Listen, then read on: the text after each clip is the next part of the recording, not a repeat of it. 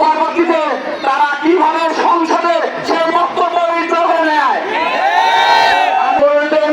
আমি তাকে বলতে চাই, তার উদ্দেশ্যে বলতে চাই, অবিলম্বে তিনি তার বক্তব্য ফেলে জনগণের আশা-আকাঙ্ক্ষা বাস্তবায়নের কথা সংসদে তুলে ধরবেন। উত্তরবঙ্গে যে অবহেলিত উত্তরবঙ্গ, সেই অবহেলিত উত্তরবঙ্গকে উত্তরণ করা সম্ভব।